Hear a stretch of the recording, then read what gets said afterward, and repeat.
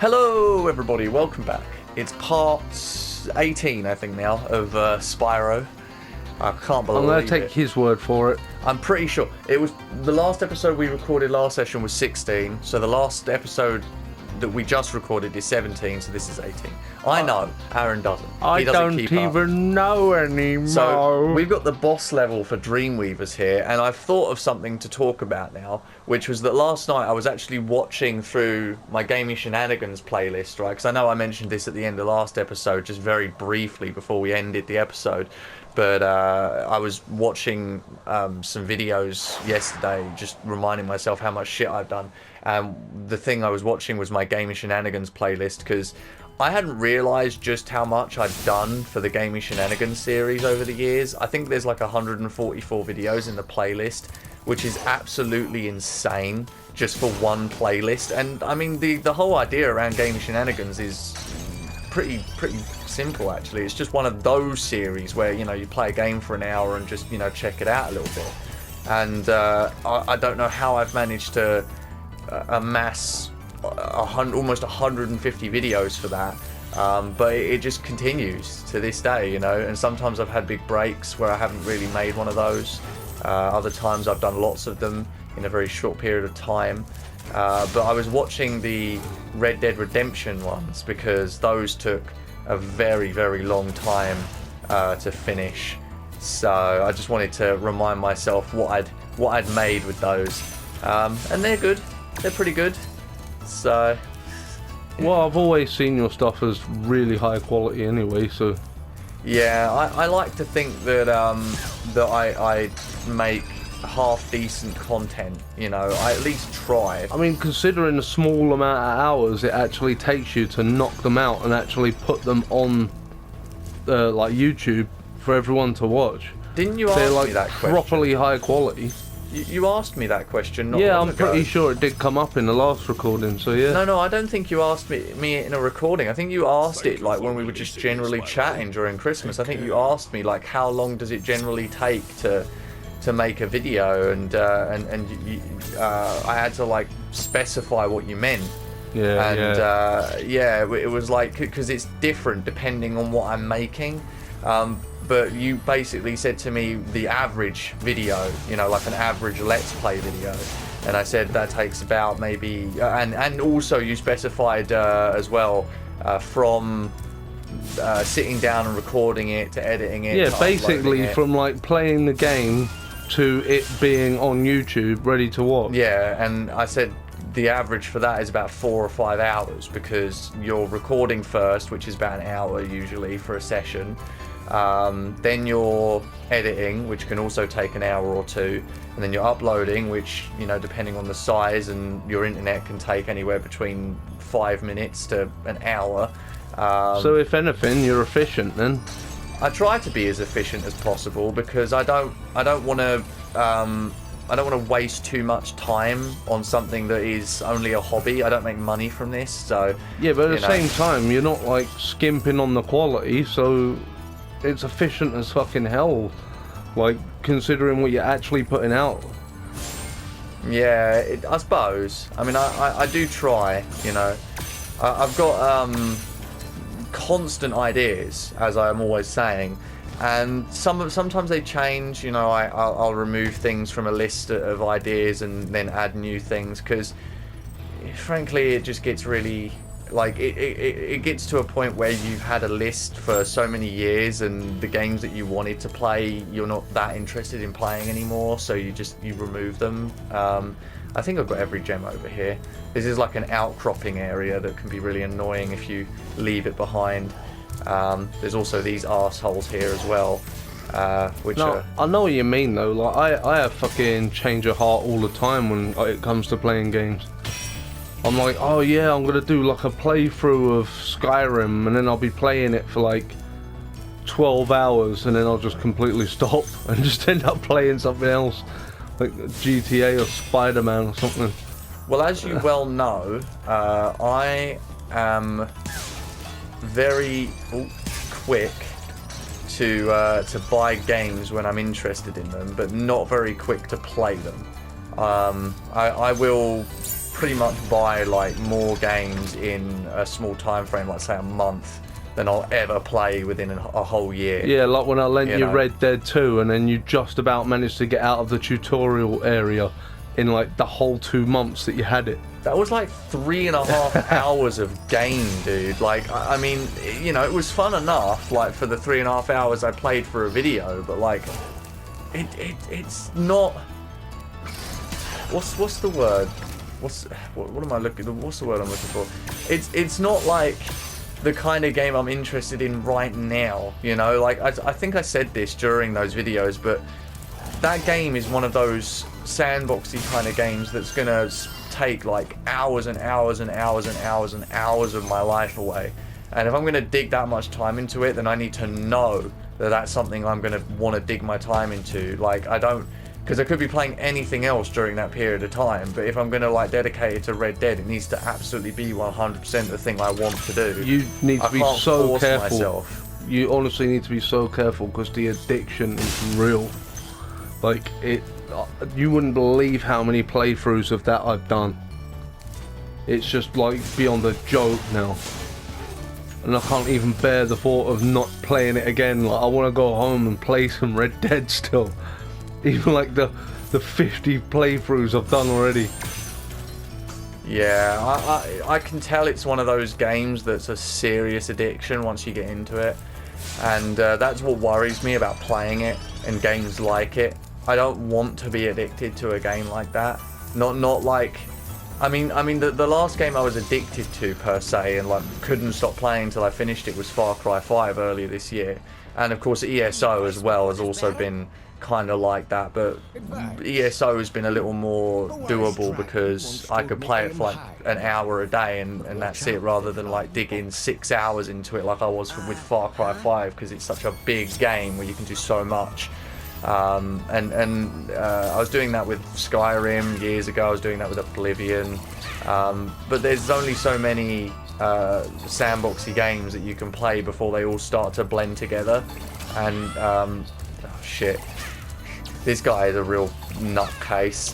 Fucking love his design though. Absolutely love his design. He looks absolutely fucking nut job. That is cool as hell. Yeah. Like some weird Jack-in-a-Box thing. Yeah, he kind of reminds me of the Jack-in-a-Box from DK64 actually.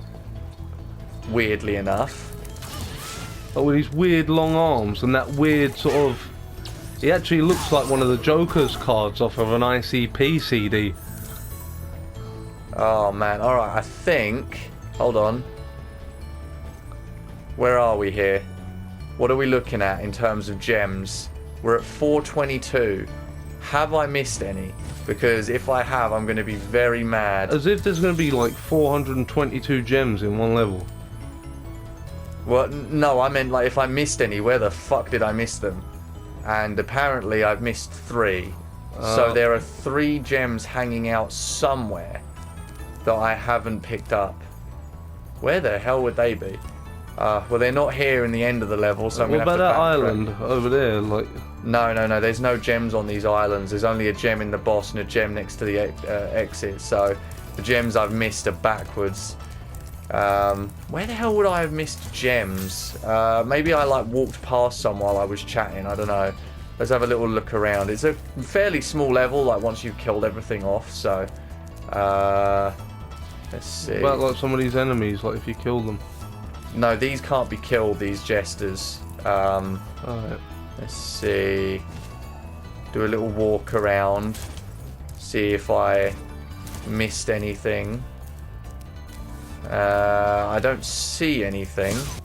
I wonder if I missed any gems like round that back way. I don't know, like I'm worried now that I like walked right past some gems back there and now I've got to like fucking do... Well, you've been walking this whole fucking game in pretty much a straight line since the beginning.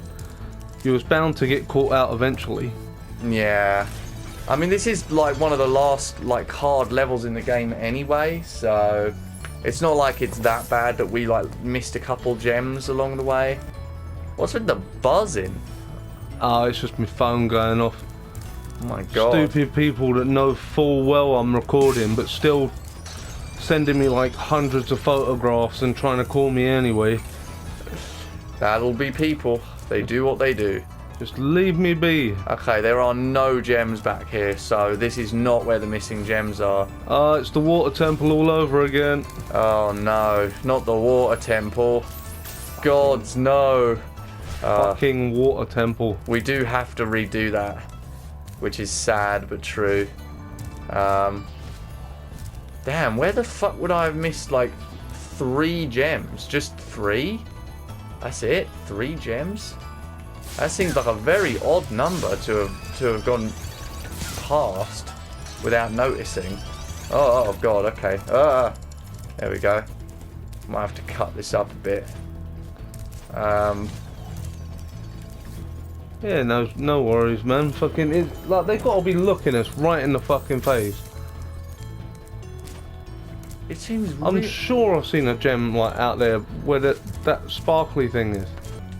No, there's no gems there. There's no gems shining around here at all. Wouldn't it be a piss take if one of them dropped in the lava? I'm not sure the game is designed to allow that, but that would be bad if that was like some sort of glitch. Let me just check again. Yeah, it's 497. 3 gems. That means there's got to be like 2 chests somewhere or something with like a 1 gem and a 2 gem in them, because there is no 3 gem.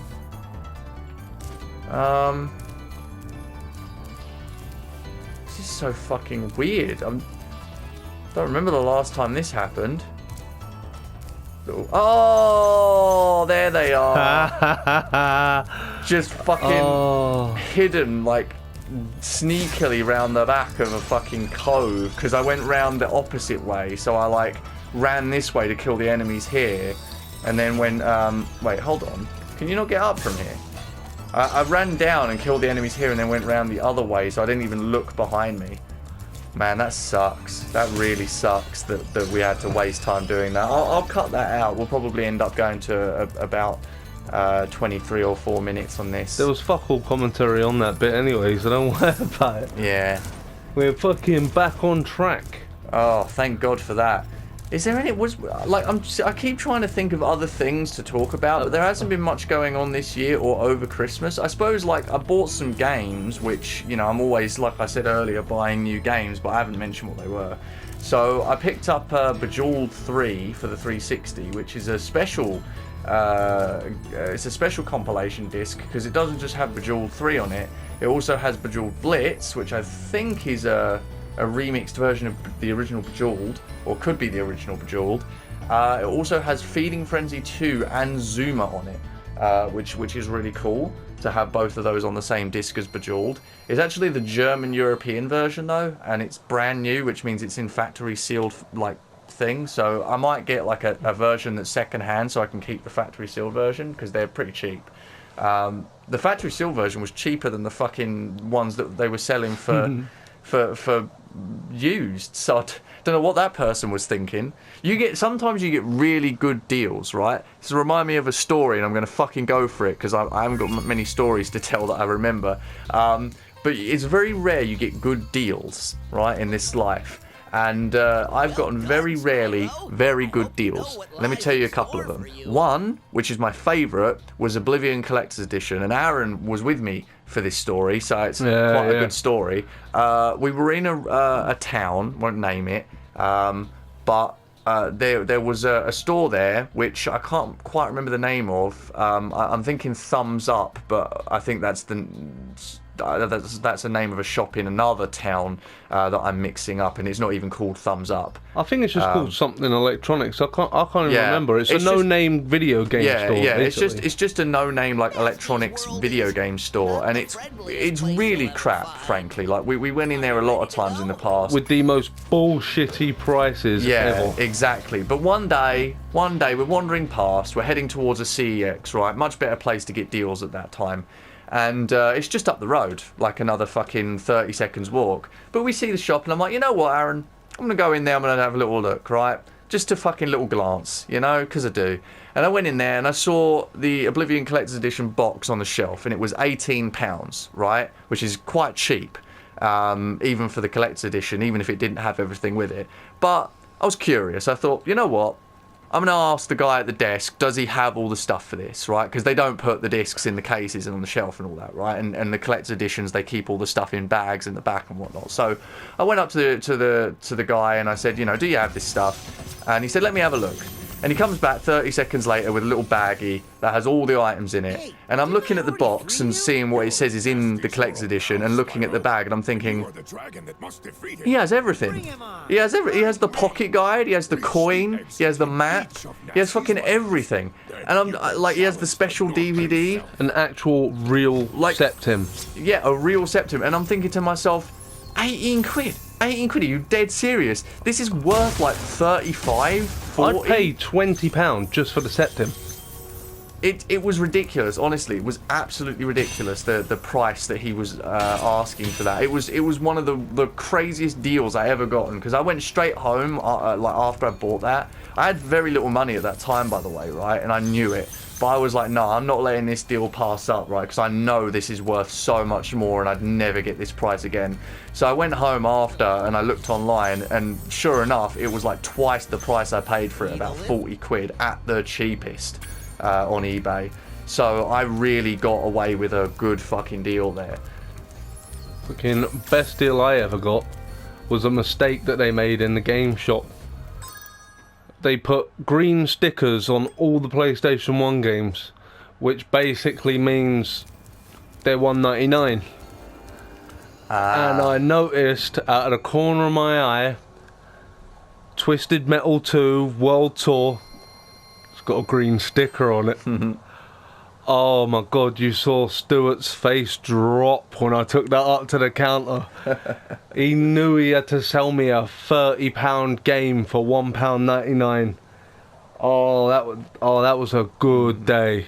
That's a rare occurrence, but that is actually a thing in the UK. There is this sort of unspoken rule where if you label something with the wrong price and someone, like a customer, notices it, that's it. They get it for that price.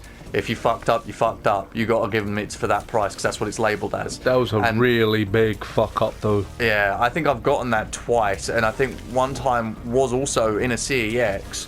I got I'm not going to do this level just yet. I'm going to tell the story. I found I think it was Gears of War 3, the collector's edition on the shelf, and they labelled it for I think £10.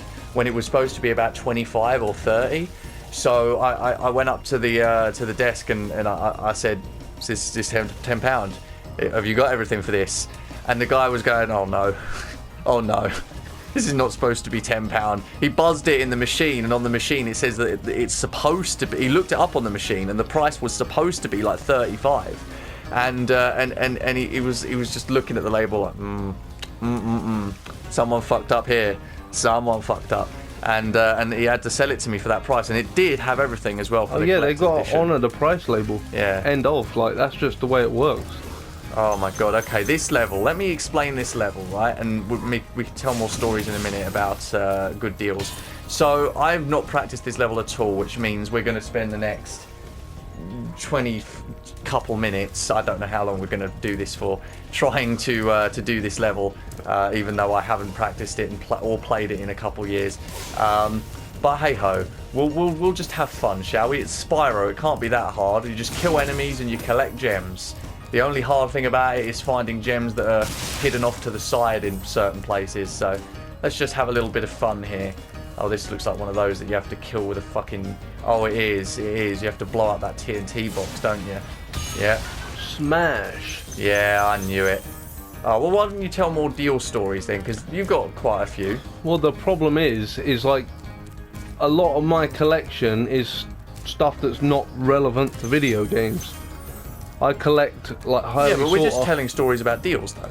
I collect highly sought after Juggalo CDs and memorabilia and stuff that I know is rare on top of the video games that I collect. And yeah, like, sometimes you make an absolute killing and these people just don't know what they've got. But I'm not really of that nature where I will just outright take advantage of someone anymore. Like the other day, there was a guy that was literally trying to sell me one of the rarest Insane Clown Posse comic books known, just called Wicked Clowns, and he was trying to sling it to me for like $30, and I just didn't have the art. I had to actually go to one of my collectors and say, like, what is the actual value of this? And the first thing he said to me is, well, what are the pages made of? Are they glossy, or are they like old newspapers? Yeah. And I contacted the guy. He's like, yeah, it's like old newspaper. I'm like, seriously, bruv, that's not worth $30. That's worth like $50, $60. You know what I mean? Like, you just can't. I can't go around doing things like that. You know what I mean? Especially me being who I am in that community as well. Like, I've got a name. You know what I mean? I don't want to go trashing it by like just going around robbing people left, right, and centre. But yeah, you don't want to be that guy. Exactly. I know what these things are worth, and just, like I say, sometimes you get amazing deals. I think we got to end this episode right with that story, because it's we've hit a 21-minute mark again. So that's going to be it for episode 18. I'm thinking this episode is. So yeah, we'll tell more stories next time, because I think I've got another good recent story. But until then, thank you very much for watching, and just in case we didn't already state it, you know, Happy New Year for what it's worth, because this is probably going out in the new year. I don't think I'm going to put this out before the new year, I'm not sure, but yeah, you know, 2020 was shit. Let's hope 2021's a little better. It's always a happy new something. Yeah, that's true. Just happy new day, yeah, I suppose. Goodbye. Happy new life. Happy afterlife.